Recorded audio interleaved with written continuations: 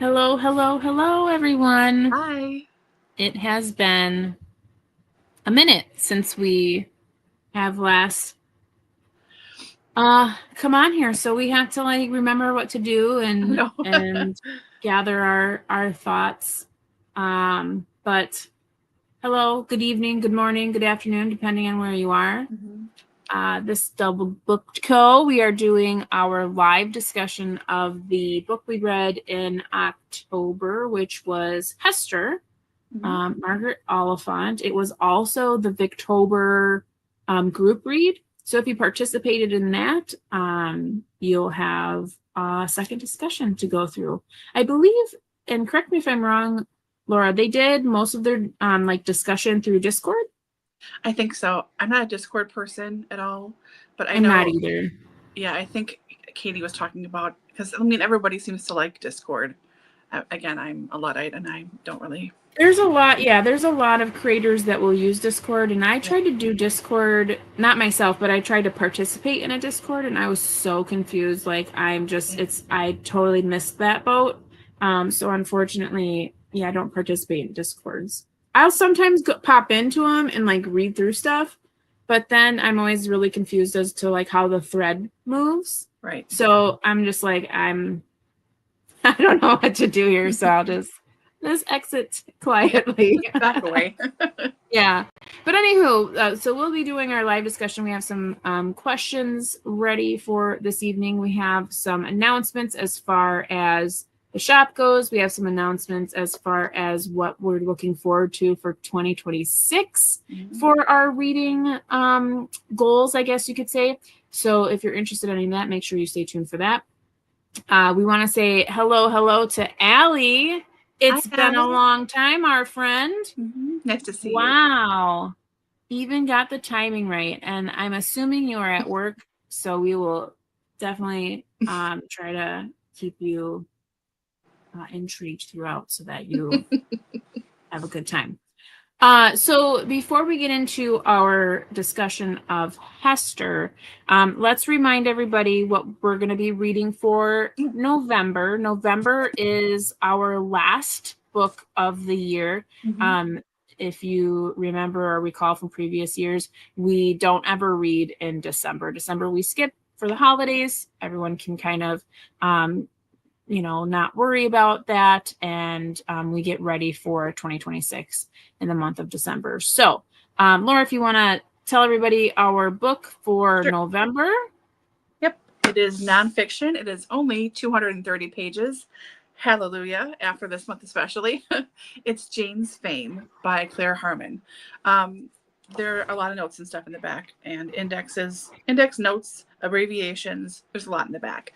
But Jane's Fame. So it's all about Jane Austen and her rise and ascension and continuation of popularity, lasting cultural influence.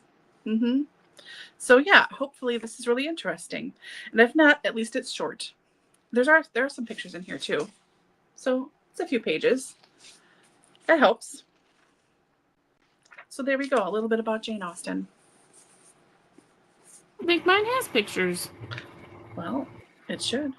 Is yours a hardcover? Nope. Oh, there they are. I found them. I was like, wait a minute, where are my pictures? I love pictures. Yeah.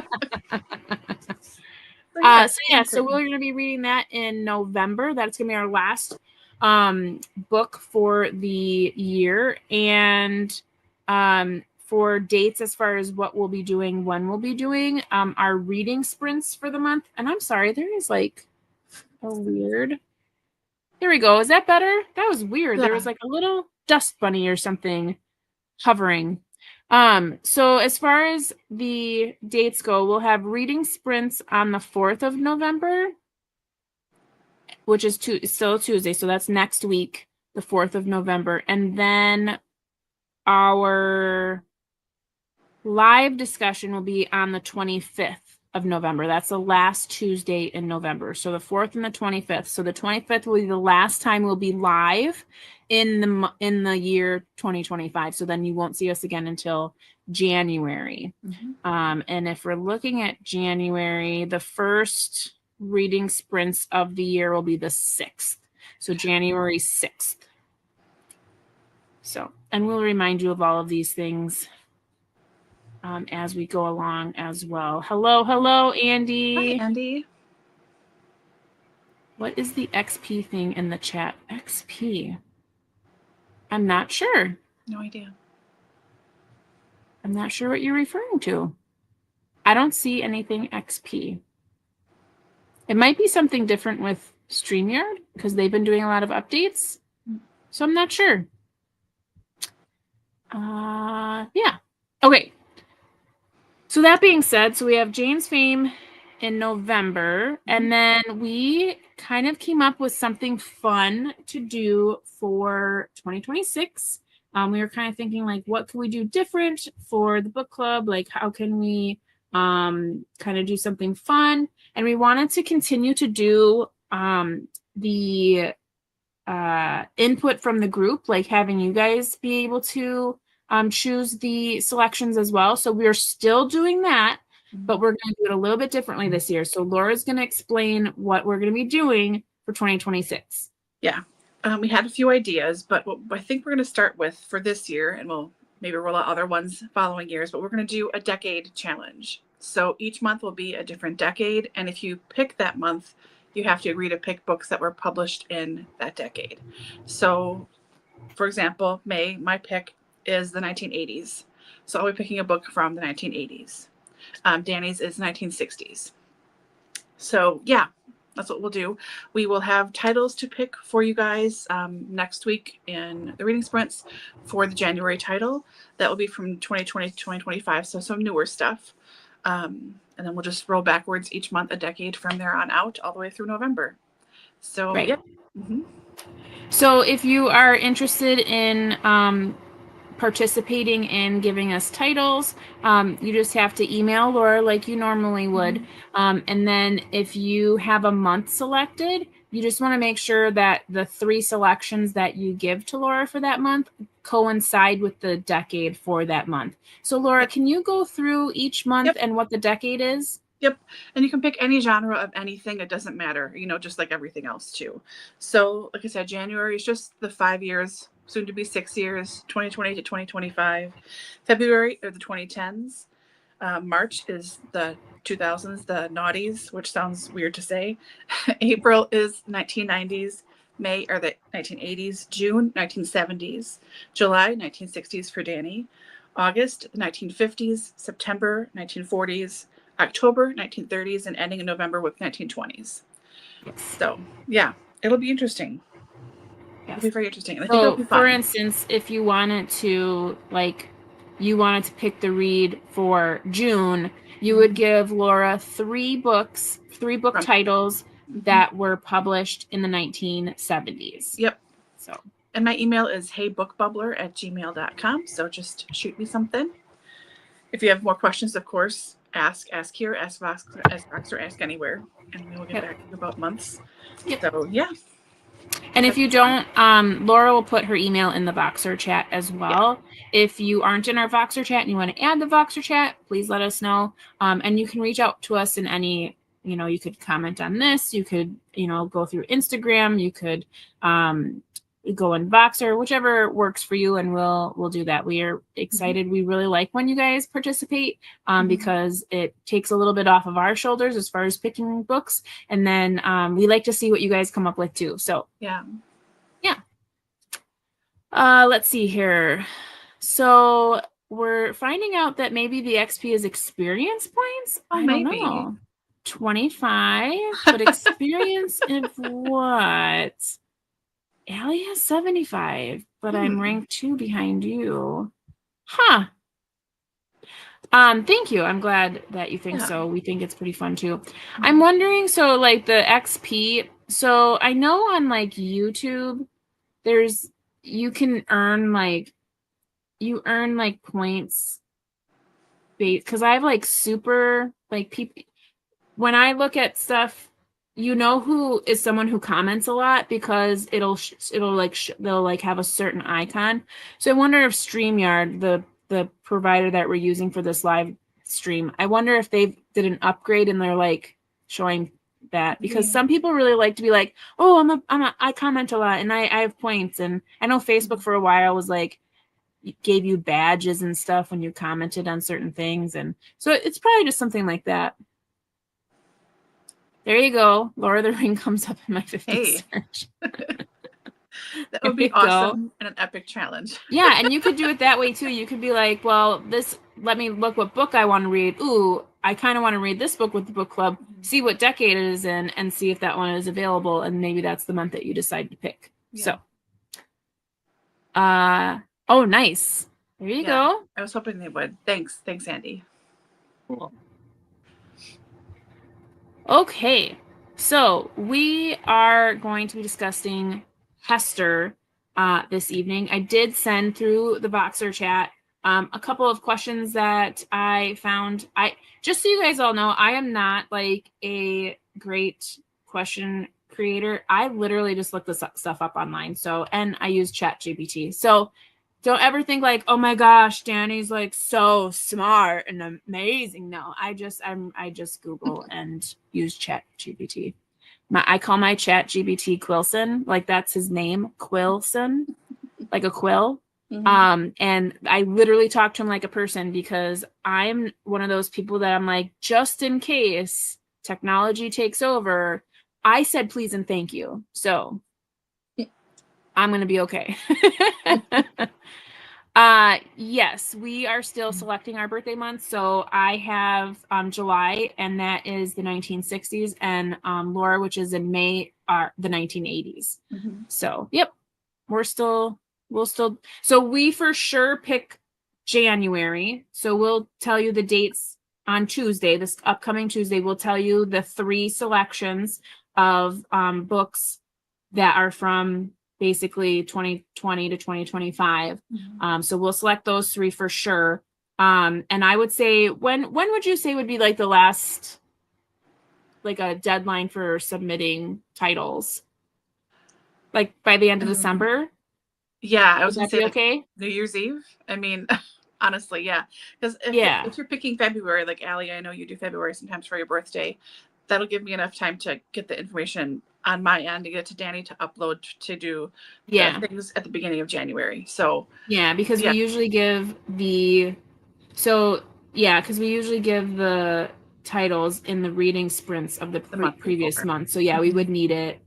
So I would maybe by Christmas. Let's say by Christmas, because that gives us like 2 weeks to make sure that in case someone said, oh, I want to do February, and then we missed the titles or something. So yeah, that sounds okay. Be good. Okay, so Hester, let's do as we normally do and get out of the way our rating. So we do a Goodreads rating. What your rating would be at 1 out of 5, 5 being amazing. How would you rate your reading of Hester? Oh, I struggled. I had a hard time, and that's just me. That's on me completely. I'm giving this a 3, like middle of the road, very readable. If I was not how I have been this month, I would have enjoyed it more. I'm sure I would have. But yeah, it's a 3, like just a solid. Yeah, I had a hard time. I had a hard time in life, and then I had a hard time with this book. So, whatever, it's fine. Dani, what did you think? I think the book deserves at least a 3. Even though, because I would love to just give it a 2, because I was like, I mean, I did not have as much trouble with it as you did, but for me, it was not hitting me at all. Like, I wasn't having it. Like, I was just like, this is so, like, everything annoyed me. And then when the Emma character gets introduced, I was like, oh no, oh my gosh, now I have to sit through this. So I think as I was reading it, like I was reading it like a cranky, like middle-aged mother going, you are so freaking rude and you are so entitled, and like stop it. Like I just felt like Hester, especially for a long time, and she comes around, but like I was just like, you are just a spoiled brat, just shut up, just stop talking. Like, so Like, I want to give it a 2 because I'm just like, I had a hard time with liking any characters. But when you sit there and you think about the book and you think about all the things that it brings to the table, and for the time that it was written, and for the author who wrote it, and for the characters, it does deserve better because it does a lot. But I can't bring myself to give it any higher than a 3 just because I was just like trying to get through the book. And I think I mentioned this to you too, like books of this era, and I think about like Thomas Hardy, and I think about Jane Austen, and I think about all these writers that wrote these like really long books. Middlemarch, Eliot's great at creating huge books. Yeah. I think to myself, like, were these books super long and like all about landscapes and all this stuff because no one had anything else to do? So like if you were going to buy a book, you needed it to make sure like you got your like it was fulfilling enough, like so that when you sat down and you read, you had it for several days, months, whatever. Because I mean, some of these books I'm like, what is the point of all of it's just like filler? Like, why is there so many chapters of like nonsensical, like a lot of points are made numerous times over and over again. Yes, we get it, she's a benefactor and everyone hates her because they're under her thumb. And how many more examples do we need of this? Like, we got it the first 10 times. Like, why is it consistently just being like beat like a dead horse for like whole parts of the book? Like, I get it. And maybe it's readers for the time are just were like instant gratification, we just want to be done with it kind of thing.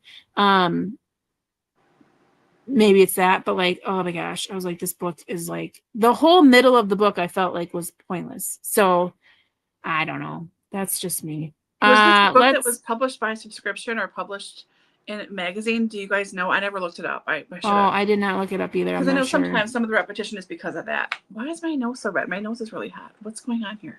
Oh, I don't think it looks red. It's really my gosh, Andy. 5. See, I'm so glad you love it. Seriously, I'm so glad. Good for you. This makes me so happy. I wanted to love this so badly, and I'm gonna change my rating. It was great. I'm gonna give it a 5.5 because Oh, Andy, I'm so happy. Seriously. Oh, good.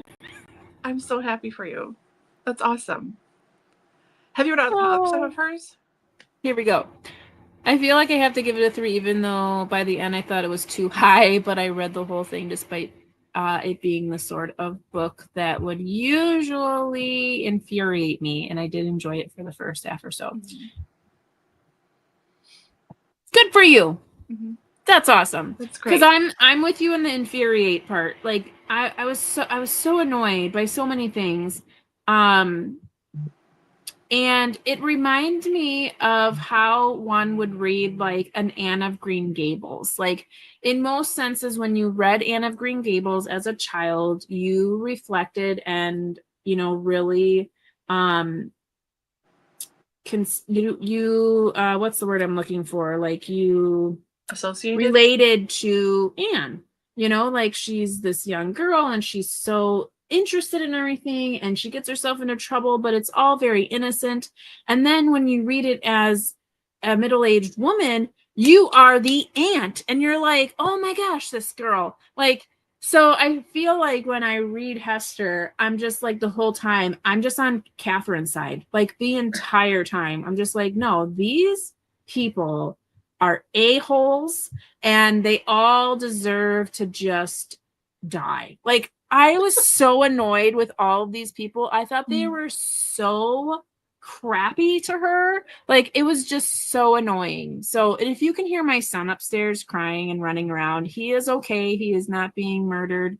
He is getting his teeth brushed. So if you have toddlers, you know. Okay. Anywho, 5, even with the ending, interesting. Yeah, the ending. Mm-hmm. Oddly enough, and I feel like I've been like growing as a reader, endings like this used to infuriate me. Like, just complete like almost non-endings. But as I've kind of evolved as a reader, endings like this really don't bother me as much. Like, I'm kind of okay. Like, I didn't mind the ending at all. I was just like, oh, so that's how you're going to end it? And I was like, whatever. It's the same as the rest of the book. So, yeah. Let's see here. I found 350s books that I actually have on my shelf already. Woot! Oh, good awesome. for you. Awesome. Yes. I'm so excited. I was like, I really hope everybody is excited about our idea because we're excited about it. So that's awesome. Oops. I'm just going to put you down then, Andy. Yeah. She said for 50s. Yep. So that's August. What? August? Okay. Mm-hmm. Were your versions separate into 3 volumes? I did wonder if the serialized and thus the endless repetition. So I at first was reading through my Kindle Unlimited. So they had a copy in Kindle Unlimited, and I was not able to, it was taking me forever to read because I would read like a chapter and I'd be like, I can't read this. Like, I'm so bored. I can't do it. So it was taking me too long to get through it because I would like read a chapter and be like, I gotta switch. It literally has put me into a slump reading this book because I haven't read anything else other than this book this month, basically. I have a few other audiobooks kind of going, but I have like refused to read those because I'm like, no, I need to read our book club book. So it's like created a mini slump for me because it was impossible for me to read it on Kindle Unlimited. So what I did was I talked to Laura because she was talking about how she was reading an audio, and I asked how she was, and she said Audible. So I ended up using a credit, which I don't like to do so much, but so I ended up using a credit and finishing it on audio. And in my version, which I'm assuming is the same as Laura's, it is sectioned in volumes. But I feel like it was volumes and parts. Like, did the volumes have parts? Like there was 2 parts in each volume or something like that? I think so, but it's not in the book itself. So I'm not sure how. So I felt like I would hear like that it was a volume, then I would hear it was a part, then, each chapter, obviously. So I don't know. I just was like trying to get through it because but I'm not sure. Yeah. I think from the get-go, from like the moment we meet Catherine, I'm like team Catherine, like the entire time, like to the end. Like I was kind of a little bit annoyed with her ending, because I was like, dang. But I was team Catherine the entire time. Like there was I was on her side the whole time. Let's see. The cat did not know that Hester did not know about her dad's role in Banks. How could she take it out on a kid? Yeah, good. Some teenager angst. There were, my least favorite people in the world are teenagers. Mm-hmm. I think, for me, like, I get that she is a kid, but she also really wasn't. Like, okay, so she's 14. Like, I get that that's a kid, but back then, I mean, she'd have been married at that time. So she's a woman. You see me like digging my hole? No, I just, I really just didn't like Hester. I liked her once she started having her own mind a little bit more and not being so cocky and like uptight and so obtuse. She just was annoying to me until she started to open up her mind a little bit, because like both of them like just disliked each other for no good reason. Like there was no good reason, and Catherine should have given her the benefit of the doubt. And like, why, like you're saying, why would a father's crimes be begrudged on their children? What do they have to do with it, right? And she wasn't even born when this all happened. So like I totally get that. I see your point, but I'm still team Catherine. I'm still team Catherine. And I like that by the end they had come to an understanding and really were like very the same. Like they are very the same kind of person. So I liked that. Mm-hmm. Which I knew from the moment they met each other. I was like, oh my gosh, they're like this, they're from the same, they're two peas in a pod, and they're gonna like fight like cats and dogs like this whole book. I can tell already.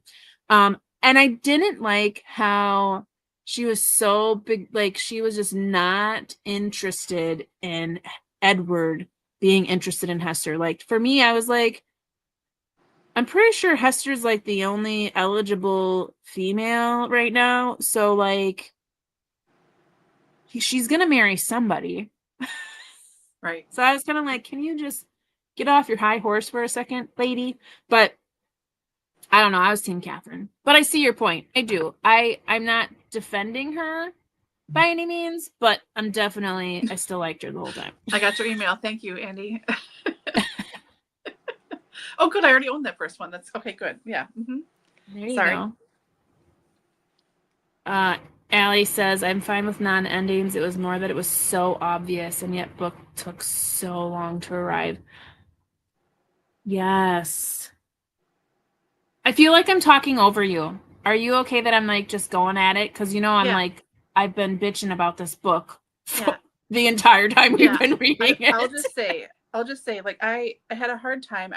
I'm on a new medication, and it is effing with my entire body and all my systems and stuff. And so trying to read this, I was falling asleep all the time. And again, not the book. It was me. Like I could not stay awake. So I tried to listen to the audiobook, and then I couldn't listen to it as fast as I would like to. I'm normally like a 2 or 2.5 times speed. 1.6 was all I could do. And even then I was like, what's happening? What's going on? Like my brain couldn't compete. And all the cousins blur. Just a blur of cousins. I don't know who anybody is. I couldn't pick anybody out of a lineup. There's just a bunch of cousins being a jerk for no reason because they're bored. I mean, that's my impression of like the middle of the book. So it's totally, I have not much to say because again, most of it is a blur. So go ahead. Seriously. To Allie's point here, like it being obvious, like yet it took so long to arrive. Yes. Like the entire, like I felt like I knew what was going to happen in the book the entire time I was reading it. Like I didn't feel like anything was a surprise. I didn't feel like anything was meant to come at us from a different angle. I just felt like it was it is set up as a domestic drama. It's just this is what is happening to this community of people and the factors that create the drama, right? And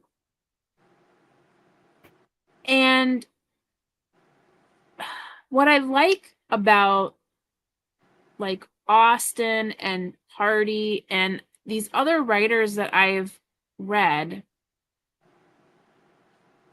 it feels like there's more going on than what's under the microscope, which is this whole situation with Hester and people liking her, but like there's this underlying fracture from what her father set up, and like the whole Catherine hierarchy kind of thing.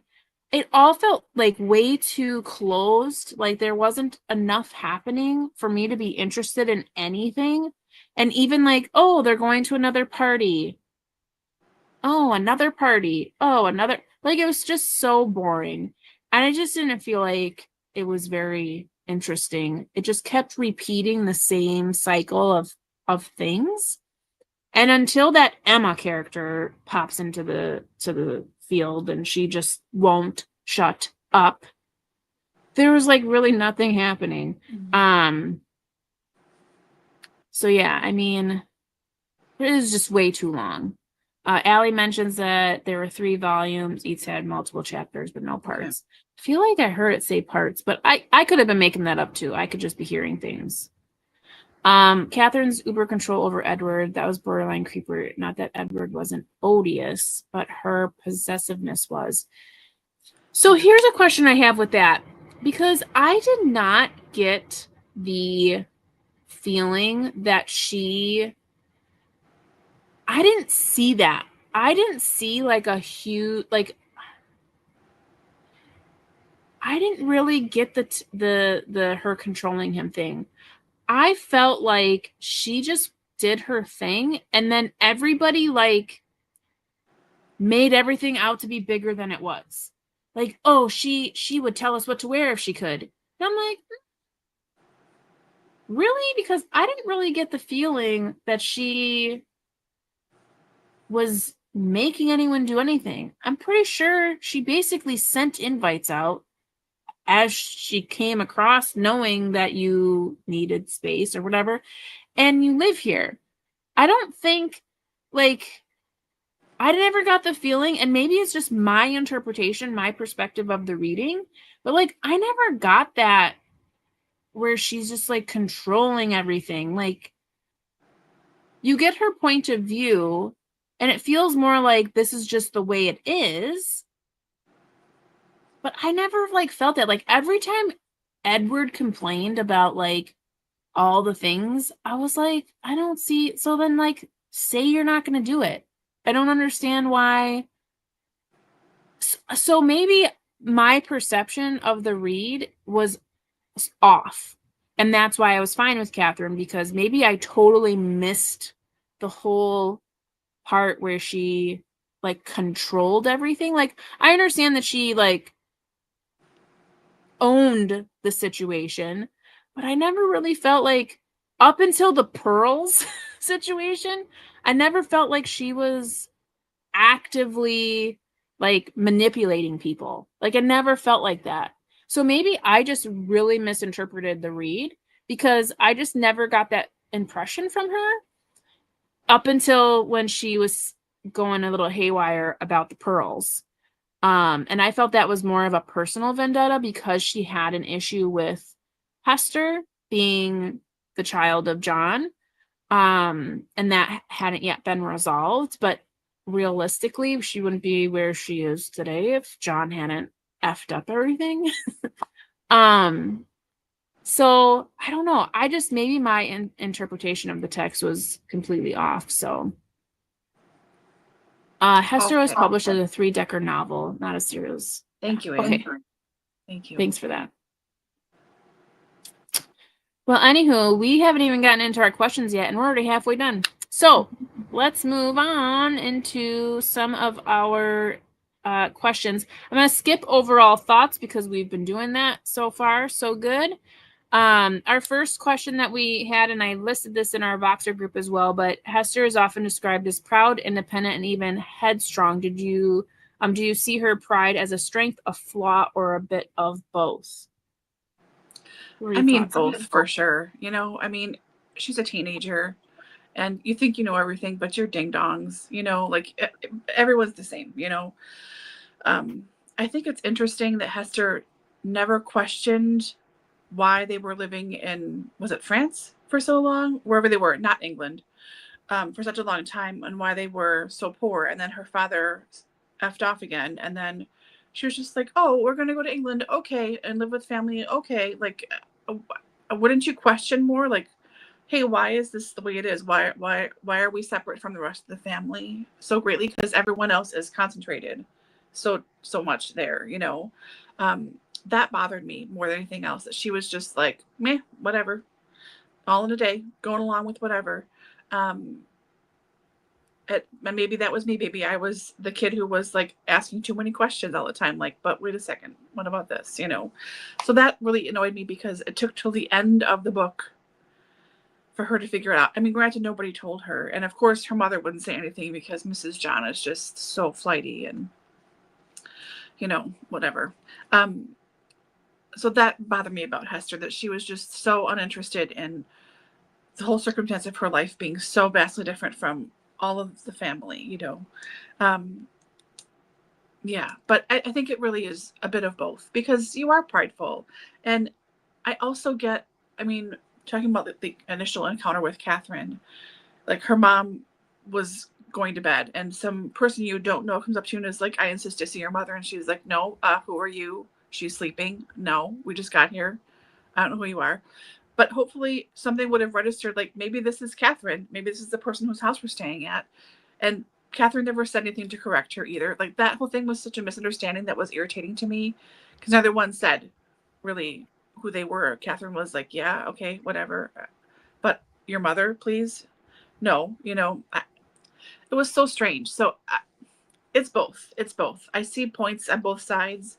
But like Dani said before, I think they are such the same person in so many ways. It's just butting heads, You're too much alike to really ever get along. So, yeah, I think it's both. How about you?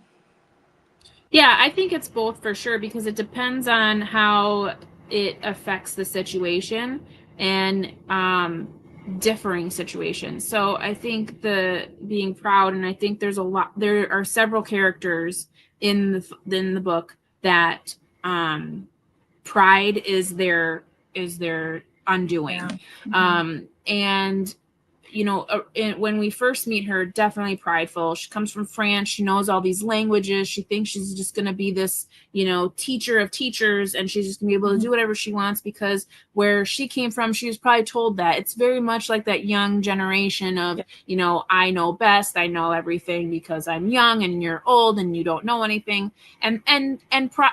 Everyone has pride. Everyone is prideful, and it's how you kind of humble yourself that makes you kind of become a better person, right? And we do that as we age. And I think as a young person, she had those moments where it was kind of just like, oh, don't say that. But I think if she was not as prideful in the sense of pride of her community, pride of her family, pride of her accomplishments or the things that she could do, if she was not as headstrong, she would not have basically stopped herself from leaving with Edward. Think of any of these other books that we've read in this time period of these young damsels that are so taken by love and by the possibility of that romantic, getaway, and he loves me so much that he just wants to take me away from all of the bad things and we can be out of Catherine's hair. Think of all of the books where that has been the case, and that has been the whole point, is to watch the two ride off into the sunset.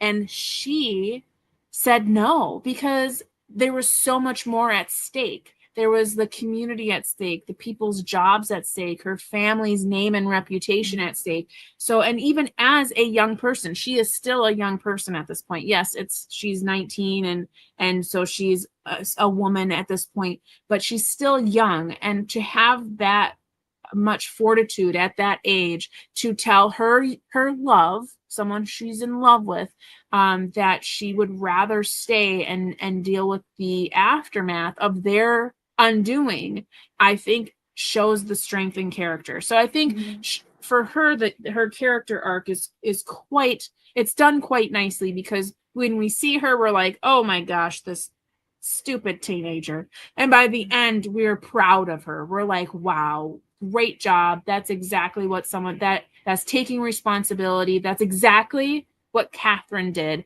And she was double your age when she did it. So it's nice to have seen that character develop in such a way. So I think, going back to the question, it's definitely both. But I think this happens to everybody. You have these qualities that can be both great, but they can also be your undoing. So it's really keeping the balance and making sure that when you have a situation that you think it out and you think of like, okay, so what is the best route to take in this situation? Like, what is, because a lot of times you can't just think of yourself. You have to think about those around you, how it affects other people, and not just yourself. So I definitely think she is proud and independent and headstrong. And sometimes those things are kind of kick her in the knee. And then sometimes they're really good because they show great qualities in her and her responsibility to her community. So going back to our chat here, Andy had mentioned that Catherine was overbearing with Edward, going back to kind of what we were talking about before. He clearly changed his behavior based on if Cat would know. And I agree with you with that. But when I read that, my interpretation was that he is just really paranoid and like a very dependent, small-minded person. Because for me, I felt like he just took everything to the extreme, whereas Catherine was just like doing her daily whatever, and then he was just like, oh, she's in the room. Ugh. You know, like that's how I felt like he acted about everything. Like, oh, she's gonna look out the window and watch me walk away. Like, so what? But I can see it from your point of view too. Like maybe it's like, oh, she's watching because she's watching to see where he's going because she's so controlling. And for me, I didn't interpret it that way at all. I was just like, dude, she loves you. She's making sure, like, she's just watching you walk away. She's just walking you walk away. Like, seriously, calm down. Just, you need to stop. Like, every time he mentioned, she's gonna watch me out the window. I was like, that's how I read it. Like, in that attitude. Because I was like, you are a little, like, baby. You're a baby. Like, you need to stop it. You are a full-grown man.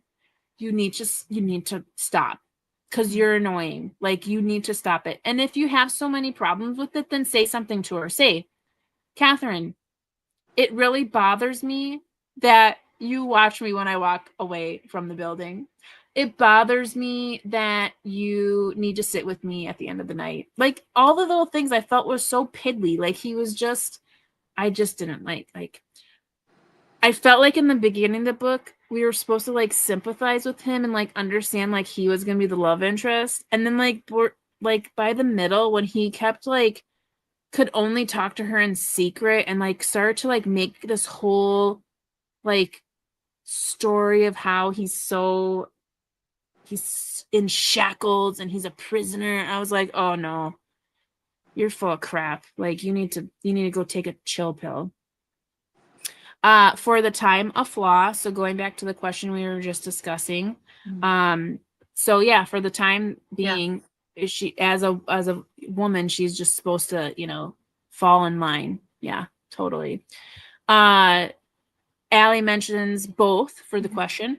Actually admire her character and conviction, but no doubt being like that makes life harder. But is that an indictment of Hester or society, then or even now? Yeah, I think it's a little bit of both in that respect, because do you placate to societal norms or do you create your own path? Creating your own path is hard, like you're mentioning. So it's kind of like, how do you do a little bit of both, right? Yeah. And do you guys know, maybe Allie, being British, what was, the author is Scottish, what was it like in the time period for like Scottish women? I don't really know. I have no idea. I know roughly English history loosely, but not Scottish history. Do you happen to know? Probably not, but I'm just asking because just kind of curious to see where the author might have been coming from. I can't say it was more progressive. I can't imagine, but maybe it was. I don't know. Yeah. Hester has strong personal convictions. Guess the question is, how do I identify with the compromise, a strength of character, and one is just abandoning your convictions for an easier life? Andy's totally not into what I'm talking about. She's like, I am wrong. Catherine controlled the money, career, etc. She made the choices he wanted. She would have booted him if it was clearly her way or the highway. Her control of Edward is a major theme of the book. Yeah. So, like I said, I clearly misinterpreted the read. But I couldn't stand him. I was reading her down. Let's see. That and her control of Hester is a major source of conflict. Yeah, I don't know. I just clearly did not interpret it that way. Not sure on the Scotland situation is your question. Okay, thanks. Moving on. Well, I know what Andy's answer is to this question. It says, do you think Catherine's benevolence towards her family is truly kind-hearted or more about control and image? I think it might have started out as being kind-hearted and like, oh, she can save the bank and save the family name and everything. But maybe it just got warped over the decades and it became more about control, and either she did or didn't realize, but became more controlling, and it just was controlling versus, I don't know. Because I mean, she saved everyone's ass, you know? I don't know. Both? Yeah, Andy says looking good for sure. I don't know. I don't want to say anything because I honestly, like, I literally did not interpret anything Catherine, like, I must have just missed it because I didn't feel like up until the Pearl situation and finding out that he may have interest in Hester. Nope. I felt like she was just being a nice person. This like, will say a lot about, yeah. Sorry. She was just being a nice person. She was, and I think maybe too, because one of my favorite characters in the book was the captain, and the way that he describes Catherine, and he like really comes to arms at the end of the book when he finds out that, you know, shit's about to hit the fan.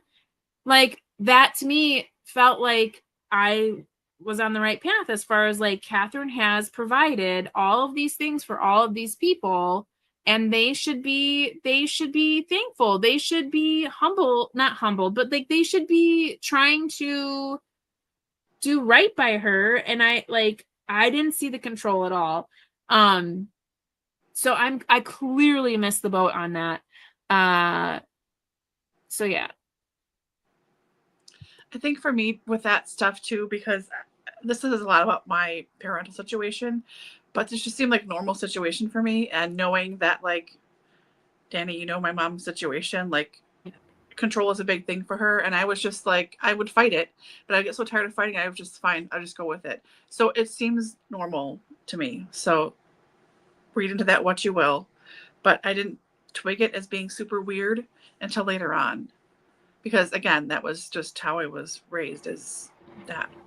And I'm sure my mother feels that way, not at all, if she ever thought about it that way, you know? Yeah. So, yeah. I think because I felt like the only people who were complaining were all like the young people, and the people who weren't complaining were like the older people. So I was like, oh, it's just these people just want your money, but they don't want to like acknowledge that you're giving it to them. So I don't know.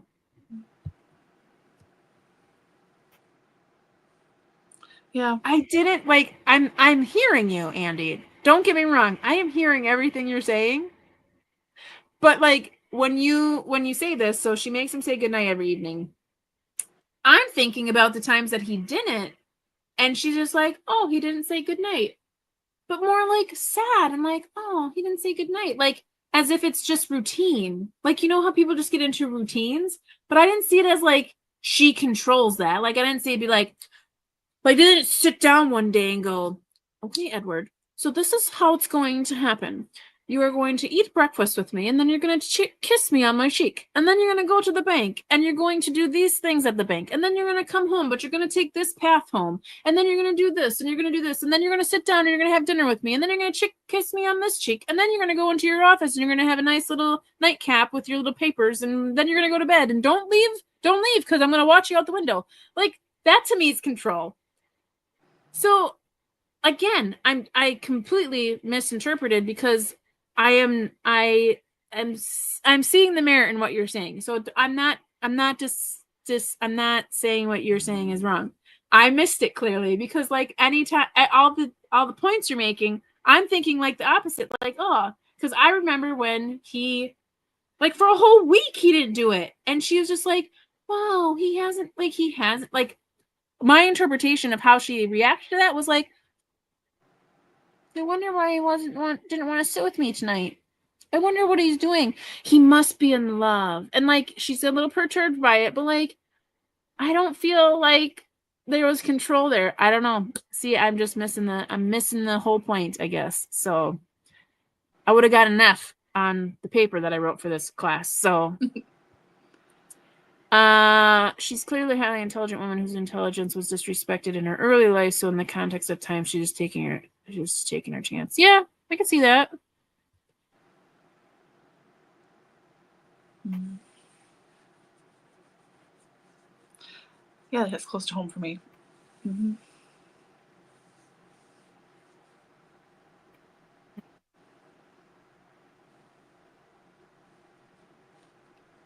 Yeah, I get it. Yeah. Okay. But that was my life too. So yeah, but again, controlling, but seemed normal. And then I get to college and I was like, wait a second.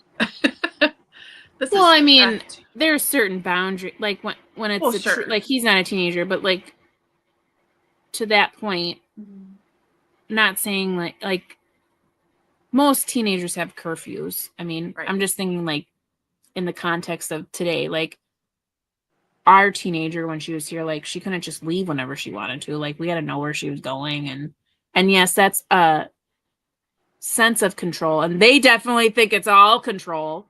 But it's also like safety and like we need to know where you are. And in most cases, if it was something that was after the curfew point, which her curfew wasn't 9, it was 10 or something. And it depended if it was school night. But like say she had like prom, that was like until midnight or something. And it was like, okay, you had to be home. I think we said like 12:30 because that gives you time for travel. So like, okay, as a teenager, is that control or is that like, well, it's curfew, like you have to be home, like safety, okay, anyways, different topic. Yeah,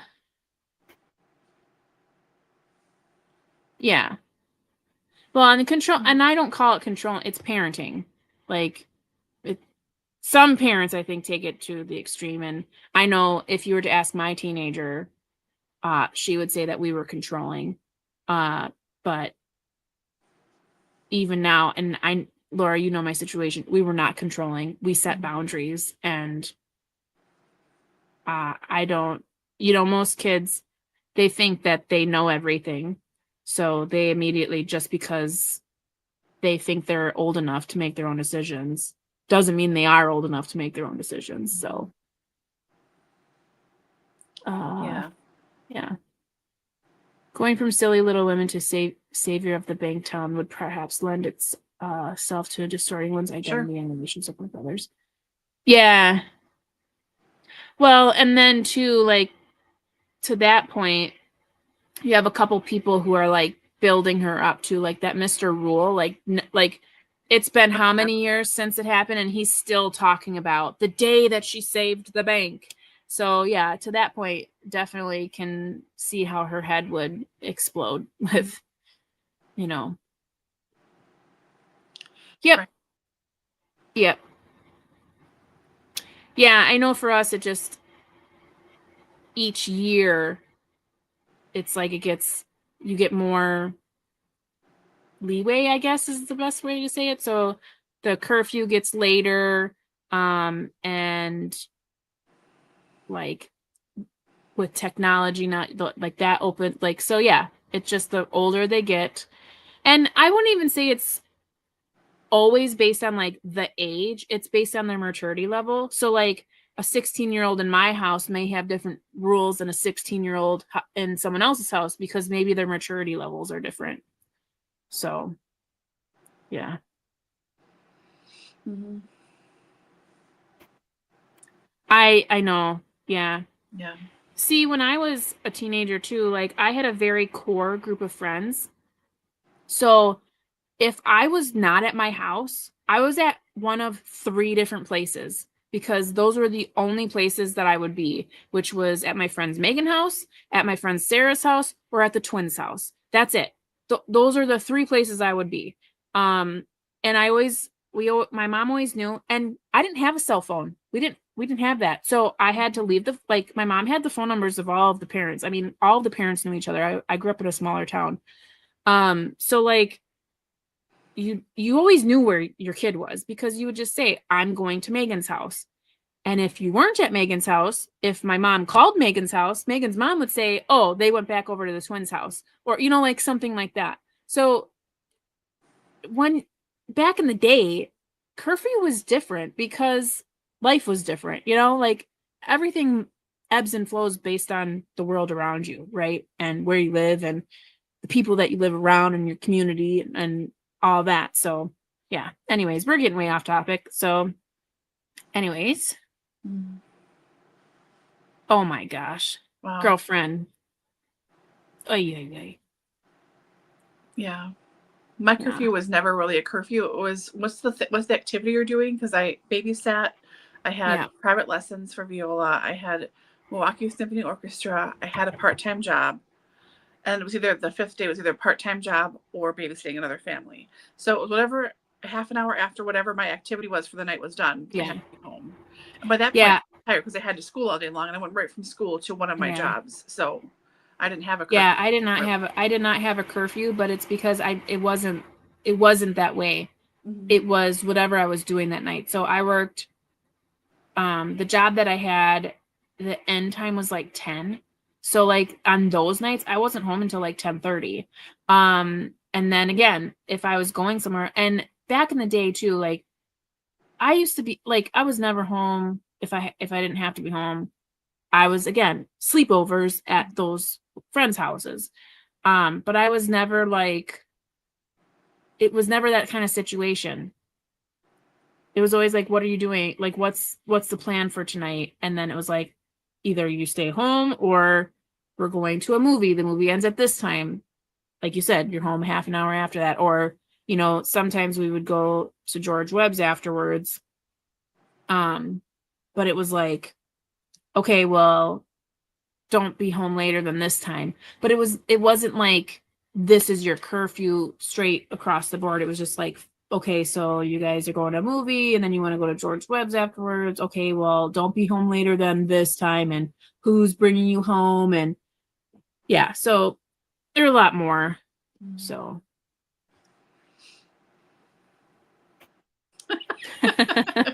Andy.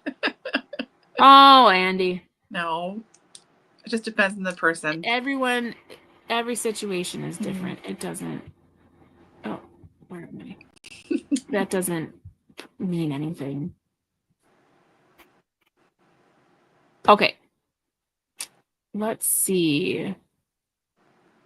Let's do this one. Which character do you think undergoes the most meaningful change by the end, and who remains the most stubbornly the same? I think I can probably guess what everyone's going to say on this. I've already kind of explained how I think Hester did a lot of changing. So I'm not going to reiterate my thoughts there. And I think perhaps everyone would say that maybe Catherine didn't change at all. Because even in the end, I think, she died of a broken heart, essentially. But was that a heart full of love, or just a heart that was broken because she no longer had control? I don't know. Yeah. Because I have this whole like grandiose thought of like, wow, she saved the bank the first time, and then she saved it a second time, and she gave away, like, because they talk about like how she just like, she doesn't care that she has to leave the Grange, but maybe that's because she just no longer has control. She just gave up in life. So again, maybe I totally misinterpreted. But I think for the most meaningful change, and not that it was change, it was just growth. I feel like Hester really, like, through the whole novel, really just continues to develop, and the more she knows, the more she's able to kind of adapt to her surroundings. And I think the thing that really clicked with her and I think she even mentions it herself, is when she meets Ellen and Harry for the first time, and she's just so enamored by Ellen. She's just like, oh my gosh, she's so amazing, and she believes in me, and blah blah blah. And then you find out that like Ellen the whole time is just basically blowing smoke, and she's just like, you know, telling this young teenager that she's great just because that's what she likes to do. She likes to pipe people up, but she doesn't actually like act on anything. And that like just tore a hole in Hester's heart, and like from then on she was just like, I'm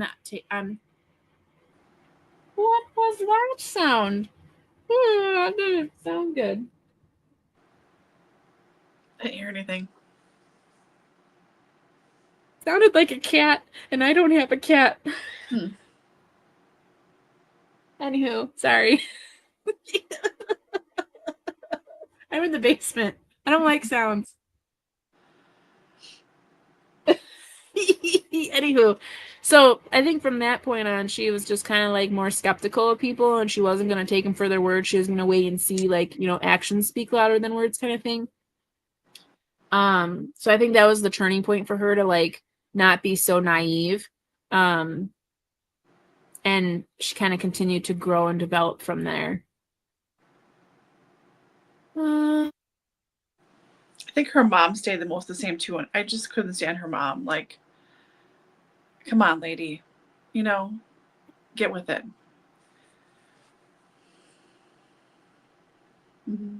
Thanks, Allie. Yeah, no, it was like, oh, that's what it sounded like.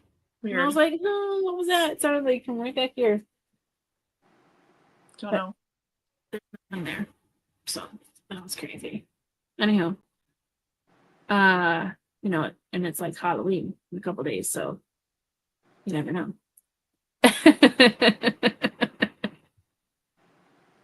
Yeah, but I mean, I don't think there's anyone else really. I think we paid most attention to Hester and Catherine. They're like the two main people. And then you have Edward, who I don't think he changes at all. I think he was the same throughout. And yeah, I just wish her mom would have snapped out of it. I just was so irritated by her. Oh, like, yeah. Slap her in the face. Just be like, lady, come on. Come on. I just think she was just a very simple woman. So yeah. And they kept like referring to how simple she was, just how like, I don't know, not that like, she was like, think for yourself. My God, I mean, look around you.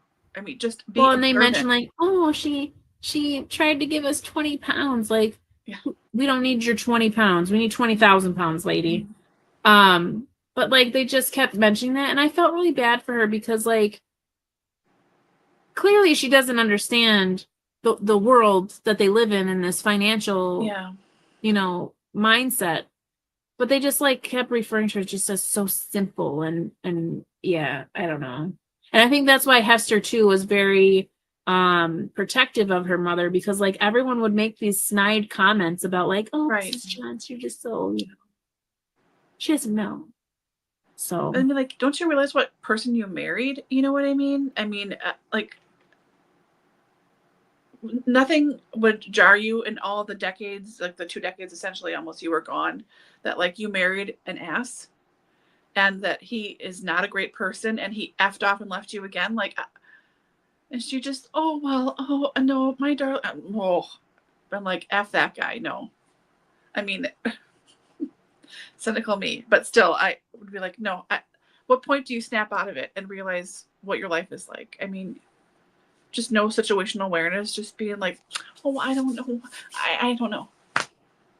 Well, I think knock it off. I think as a whole, the entire Vernon clan as a whole are not very great people. They're all kind of they all have some kind of minor character flaw, and they're all pretentious, and they're all like hoity-toity, and they're all somehow affiliated with this bank, and like, oh, and they should be the heir and this and that. Like when the second like catastrophe happens and Ellen bursts into the room and like, what about me? And it's like, whoa, calm down. Yeah. What about you? What have you done at all to help in any way other than throw parties and spend money? Like, who do you think you are? Like, just zip it. And even her husband reminded me very much of how Mrs. John was. He's just kind of like simple and like kind of like the arm candy, because Ellen definitely runs the show.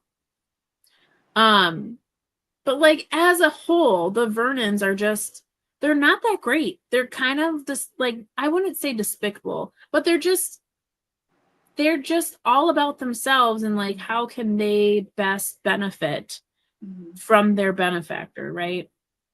I see your point. Allie mentions that Harry was her favorite character.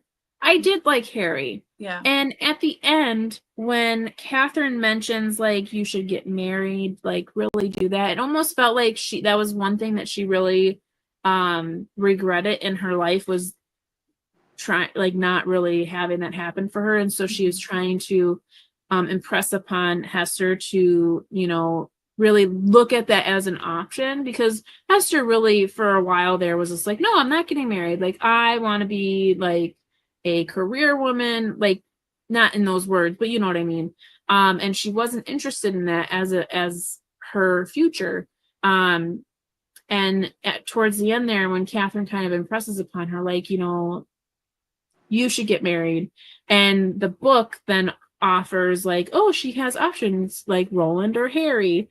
And I was like, well, she has more options than that. She could, not marry within a family. Like she could marry somebody else. But how Harry remained true, and especially after the interaction where she turned him down, but they had a conversation and they talked about it, and he left and they were on good terms, and they remained friends.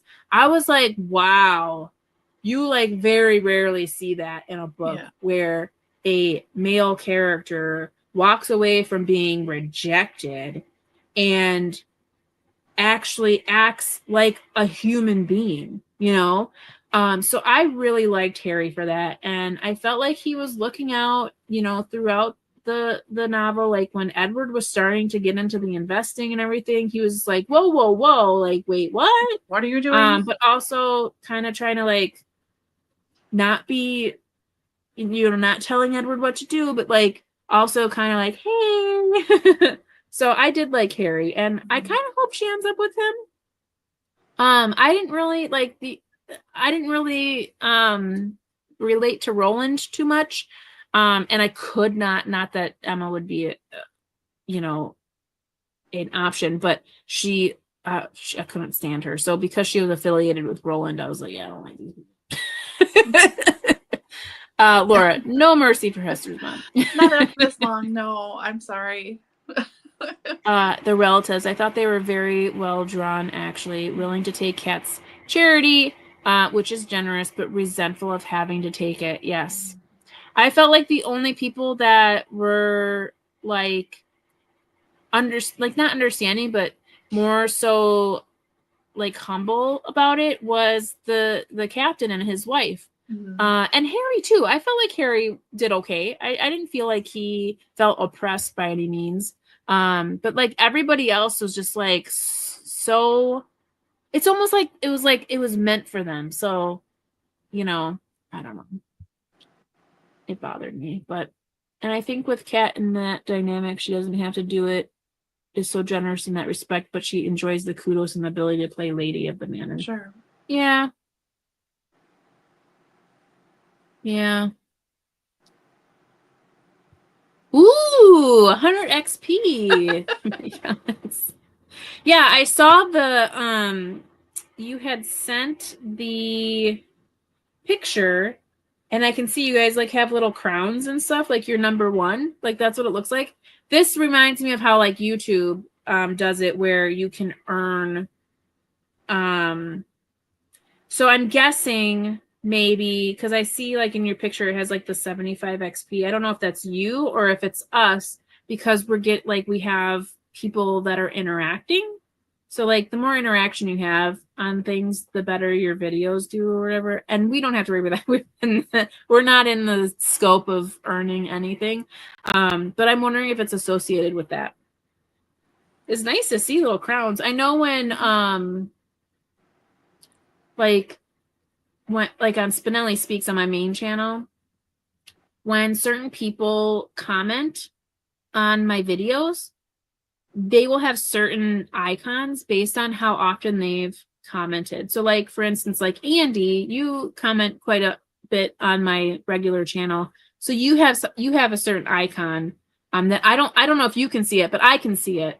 And so there's other people, and then I can also see like across the time that I've had my channel, like I can see like who my top commenters are. So I think it's a similar thing. A lot of social media, that's a big thing on people. It's just a marketing thing. It gets people excited, like, ooh, I have a badge, or ooh, I have top comment score or whatever. So, ooh, Andy's got, I see you sent picture in Voxer as well. She's got tabs and notes. Impressive. Catherine is the most controlling character. Dani's wrong. Agree about the captain and his wife. Maybe they're faves along with Harry. Yeah, I really liked him. I just loved his like, he was such a gentleman. His every time that Hester left, she's like, "Oh no, I have to walk you home. Like you can't walk by yourself." And I was like, "Oh, the chivalry! It's so cute," because he's like, "Oh my what is Rheumatism. it? Rheumatism." Every time he said that, I was like, "Oh, it's so cute! It's so cute." And then she's like, "No." And I felt like in this one, and I'm not sure the time period, because I'm thinking like Bridgerton, where like if you're caught with a dude, you gotta get married. Like that's it. Yeah. And in this one, like she's with Edward by themselves a couple of times, and so it's very like weary to me. I'm like, ooh, I don't know if you should be talking to him. Like, what are you doing? Like, you're gonna get caught. It's not good. Like, and when the twins, or not the twins, but like the sisters come and they're like, oh yes, Edward was there, we heard them, and then Catherine goes into a tizzy. I was like, oh my god, everyone calm down. Playing White Castle too hot. If I had to pick a guy, it would be the captain. Yeah, he was so cute. I really liked him, and the way that his wife is described, of like always wanting a babe and taking care, and I'm like, oh, I would love to know them. Like they're like this cute little couple that are just very giving and just there for you and so kind, and because they never had a bad thing to say about anyone. I just loved them. I really did. So. So we're at an hour and almost a quarter here. So we're gonna kind of, a lot of the questions that we have here, we've discussed within other questions too. So I'm kind of like skipping over quite a few. So let's just skip right to the last question, which is, the novel ends with a sense of quiet resolution. Were you satisfied with it, or did you wish for a different ending? I think I was pretty satisfied. I mean, things could have been different, but I was fine with it. I mean, I just thought, okay, we're doing this. Sure. I mean, and honestly, I was just happy to have finished it and completed it for my brain's sake, if nothing else. Yeah, what did you think? I think it closed up nicely because it came full circle. So we start in the beginning where the bank is in turmoil. We have a potential crash. It is saved. And then, we come to the end where a very similar situation is happening, a potential crash and it being saved in a different kind of way and maybe a little bit more significant. But it's very nice because it's cyclical, or it really comes back around. And the circumstances are different, but it's also the same. So for me, it has a lot of symmetry in the read. And I really liked that Hester and Catherine could mend that miscommunication, misinterpretation, that they could understand one another. I'm glad that Hester didn't end up being tied to a man that has no integrity as far as the responsibility of others. And understandably so, he was in a no-win situation, you know, shackled to this woman who controlled his every movement. I mean, I like that it was open-ended for Hester, because it felt like it was a new beginning for her. Eyes wide open, right? Because now she really has a good understanding of like the full picture of what everything means and what it could mean for her, and that she has options, that she's young enough, that she's smart enough, that she is independent enough, that she has options, that she can be a woman during this time and make a difference, and also, you know, go down the road of love potentially if she wants. So I was okay with the ending. I don't think it needed a different ending. I thought the fact that Edward meets Emma on the train was so perfect, because it like it was so laughable. Like when he gets in that train car and they had just mentioned that Emma was also leaving, I was like, oh my God, what are the odds that this is gonna happen? And then he sits there and all of a sudden someone starts sobbing, and I was like, oh my gosh, are you serious that you're gonna? And I'm like, and then it happens, and I was like, oh my gosh, couldn't write a better scene. So I thought that was pretty funny. It really reminded me of Pride and Prejudice, when the youngest sister disappears and ends up marrying what's his name? Wickham? Right, Wickham, yeah. Yeah. Wickham? And he's just a skeezy, like, you know, schmuck, interlooper. So that was exactly what I envisioned, and that's what happened. I thought that was great. Yeah, I don't think she deserves that, because like he's obviously a schmuck.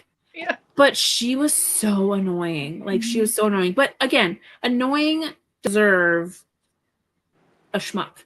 Right. But yeah, I thought that was like so funny. I was like, what do you mean? Like, oh, that he's just walking around with a special license? Girlfriend. Yep, sure. Girlfriend. Come on. Goes, okay. Oh, you want to marry? Oh, that is. And then she like totally just writes the narrative. Oh, is that what you meant? Like when you wanted to dance with me? Oh, so she like is like in her mind is like, oh, he's been just carrying around this special license waiting to get me alone. Oh my gosh. And we're all like, man, dude. That girl. Okay. I would have liked to have a 5 years later tell us who she picks or what she does. Nice that would have been nice, like an epilogue. Right. That would have been nice. Because I mean, it does feel a little unfinished, but I mean, I think us as readers, we are so used to the epilogue. I mean, nowadays, like most books, you will have an epilogue, and you're so excited about it, because it's usually the good ones are like you're saying, like the 5 years later. I always hate an epilogue where it's like literally just a continuation of the story. Like that's not an epilogue, and the epilogue is like farther, like the 5 years. So that, yeah, I agree. That's a good point. I would have liked that too. Happy to have a non-ending, but if I'm going to read this book this long, I would have preferred something less obvious, more interesting, but partly a function of the time. Book. Sure. Yeah. Yeah. Oh my gosh. Yeah. I'm totally here for all the drama. Yeah. Yeah. Well, and then she writes the letter and like, oh, we're doing just fine, and oh, we have so much money, and he buys me everything I want, and la la la la la. And I'm just like, until the money runs out. then what are you gonna do? Right. Like the epilogue would have been funny because it would have been probably them coming back and trying to get a plot of their own, you know? Right. So, because you have to wonder, like, okay, so if Edward's gone, who's the heir? Because I mean, from my understanding, the bank is saved again, right? And the only thing that it seemed like was relinquished to do so was the Grange, right? So I think so. Catherine had to move into one of the other homes, which means none of that was lost, and everyone's still able to live as they were living. So that would mean that there is still a inheritance, so to speak, right? Yeah, still something. Mm-hmm. So I wonder with Catherine, with Edward gone, who would have inherited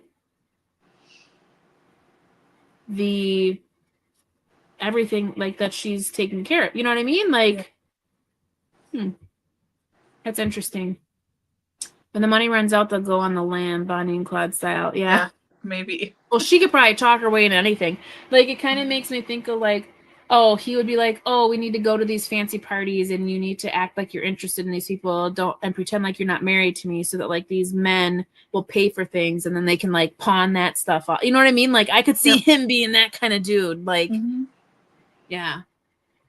And because she's just so oblivious, she'd be like, okay. Oh, I get to talk to people? Great. My gosh, she like, and with it being an audiobook, you're just hearing the dialogue, and I'm just like, oh my God, this girl will not shut up. And I think of all the instances where I've been in situations where you are sitting in a situation where a person is like that, and you're just like, how do I get myself out of this situation? Like, how do I walk away from this without being rude, first of all, but like, I don't want to be here. I don't want to listen to you because you're nonsensical. You're just talking to hear yourself talk. That is my least favorite thing in a social situation, is people who talk just to hear themselves talk. It's annoying. Silence is okay. We can be in a social situation and not have half of the conversation. But that could be the introvert of me coming out too. Like, in some situations, I'm very extroverted, and some situations, I'm very introverted. And in social situations, sometimes I'm just like, can you stop talking? You don't need to talk so much. You've already said that, like in 3 different ways. Please stop talking. Yeah. Aye. I probably shouldn't glamorize that couple. They were not glamorous or cool at all. No.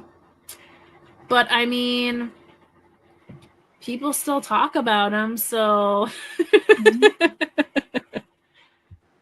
the Irish goodbye, just leave. Yeah. Yes, and it's not even like, okay, so I am Irish. I am German and Irish. And like my husband's family is similar in heritage, and it's like it takes forever for, I think it's in most Wisconsin too, we're mostly German, Irish, you know, Eastern European countries. Yeah. With some Danish, Norwegian thrown in too a little bit. Yeah. Oh my gosh. To get out of someone's house, it takes forever. Like when we go to his mom's house, it's like, so you're there, you're having a nice time, and then you have to do the whole like, well, to your spouse so that they know, like, okay, we got to start going. So then you do the whole, okay, and you stand up and you're like, well, we should probably get going. And then it's like, oh, okay, let me make you a plate of something. Oh, okay. Oh, did you hear about blah, blah, blah, blah. And the whole time you're slowly gravitating towards the door, and you're slowly gravitating towards the coat closet, depending on the time of year. And then you get the coats on, and then you're literally standing in the open doorway. And in most cases in Wisconsin, if it's after October 1st, it's cold outside. So then you're standing in a cold doorway, and you're just like, oh my gosh, we are never going to get out of here. And it's like, oh my God, having kids has made it a little bit easier, because it usually at this point point someone is screaming. So you're like, I gotta go. And you just like, Yeah. you bolt. But like pre-kids, it was like, it would take us at least 45 minutes from the moment we said, well, I think we should get going to actually pulling out of the driveway. Yeah. It is the absolute worst. And it's like that at my parents' house as well. But usually it's a little bit easier because being that they're my parents, I just go, okay, we're leaving. Like, do we have everything? Like, don't try to give me any more stuff. Like, we're going. So this last time I forgot half the stuff because I'm just so like, I need to get out of here. Like, we got to go. My kids got to go. Yeah. See, I'm from a family of all introverts. All three of us are introverts. So when I go to my parents' house, like we all just kind of hit a wall at the same point, and I'm like, all right, I'm gonna go. And one of my parents would be like, don't let the door hit you, and they ask, like, I'm like, talk to you tomorrow, bye. Yeah, I wish it was that easy. Mm-hmm. Yeah. Leaving my in-laws' house is like, you really have to make a plan. Mm-hmm. And it sucks because it's usually me doing like starting it because I'm like, I know it's gonna take us an hour to get out of here. So it's like, okay, let's. Because then it's like, I feel like, because I don't like, so my mother-in-law has a ton of toys and stuff that she had when my stepdaughter was young. So she's kept them for other grandkids. And so she always has them out for when my kids come over, which is great. The kids love it. They just go right there and they play and it's awesome. But I don't like to have my kids come into someone's home, destroy it, and then leave and like have you clean that up. So I'm always like trying to clean everything up and she's like, oh no, just leave it. I'm like, I'm not leaving this. So like that's part of my exit too. Like I start to clean the stuff up. Oh, we should probably get going. So I'm like trying to clean all this stuff up if we're outside and there's stuff everywhere too. I have to clean that up. So yeah, I'm always like very keen on the hour. Like I'm like, oh, we gotta get home. It's nap time. It's this time. It's whatever time. Just we gotta get out of here. So anyhow, back to Hester. Whew. Allie had mentioned previously that she wasn't sure why it was called Hester because she didn't feel like the book, like, yes, she's the protagonist, but didn't feel like she was like really the main protagonist. If we were to name this book a different title, what do you think the title would have been? The Vernons? Yeah, I would have felt like it was the Vernons as well because it's really about their whole family. Yeah. Yeah, Catherine I didn't and Hester are feel the two big ones, but yeah, I mean, it's everyone pretty much is a Vernon. Yeah. Yeah. Mm-hmm. Because when you think it's Hester, you think you're going to get way more of her development, and not that we didn't get a lot. I mean, we got a good amount, but the book was about way more than just Hester. But yeah, the Vernons would have been good. Mm-hmm. Even calling it Catherine would have made more sense, I think. Almost, because we get more from her and everyone talks about her more and she's more involved in everyone's lives than Hester is necessarily. Because everyone talks about Catherine nonstop and complains about her constantly. So, could have been that too. Yeah, it says the bank of. Mm-hmm. Or after the bank. Yeah. Mm-hmm.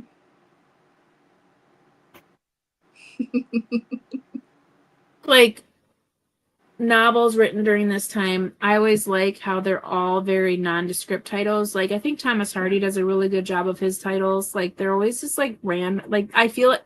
They're not random, but I always feel like they're not so specific. Like when a book is like Jane Austen's Emma, like that makes more sense because it's Emma.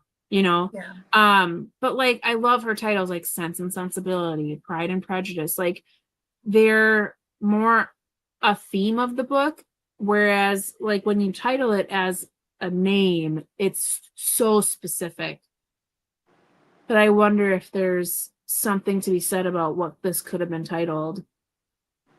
Because you have to also think too, like when a reader is looking for a book or like interested in a book or comes across a book, the title is pretty important too.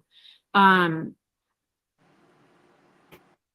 I would never have picked this up. I've never heard of this book. I've never heard of this author. So it's nice to have book club because you have the opportunity to read books that you typically would not find on your own sometimes.